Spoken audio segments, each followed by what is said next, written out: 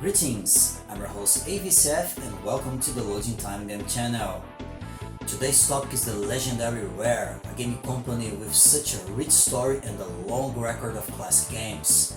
So in today's Loading Time, I will approach another and not so known side of this story. So what is it? Well, let's dive in. Ever since its acquisition by Microsoft in 2002, Rare has been synonym of Xbox games. On the other hand though, its story is deeply attached to Nintendo, not only due to classics such as GoldenEye 007 and Donkey Kong Country, but as well due to some great games originally launched on the NES, such as Battletoads and RC Pro-Am, and not forgetting lots of other games produced under other publishers. But a less known side of this story is the fact that Rare has produced and published some of these games for the Sega Genesis. So our journey starts with Battletoads. Even today, lots of gamers still assume this is a NES exclusive game, but the truth is that a Sega Genesis port was launched in 1991, the same year of the NES's version. Ported by Arc System Works, the Genesis version is better than the original not only on graphics and sounds, but has a bit more balanced difficulty, being a bit more forgiving and finishable in comparison with the NES original. Also, the infamous bug that makes the NES unfinishable in the two-player mode was corrected in this Genesis version.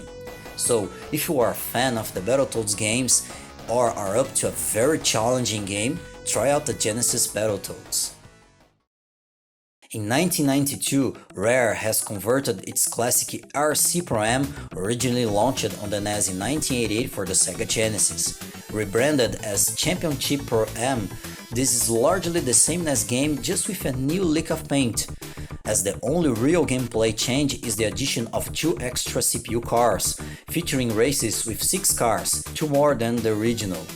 And sure, the collectible letters seen on the tracks now form the word Champion, replacing the Nintendo of the original version. Anyway, Championship Pro-Am is a great little fun racing game for the Sega Genesis.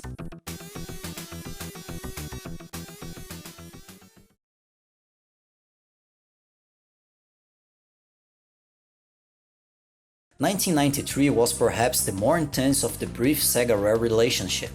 First, the Sega Genesis received its version of Battletoads and Double Dragon, also launched for NES and SNES.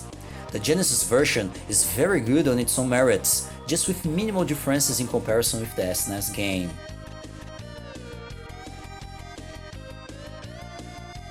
But then we have a curious case, as the Mega Drive received a second game in the same 1993, but only in Europe. For some unknown reason, Rare itself ported Snake Rattle Roll, originally launched for the NES in 1990, and launched it only in some European countries. Well, at least European Sega fans could play an excellent version of an already quick and fun game, featuring 16-bit level graphics and sounds, better controls than the original version, and extra bonus stages. Snake Rattle Roll is a great game for any Sega Retro fan out there to try out.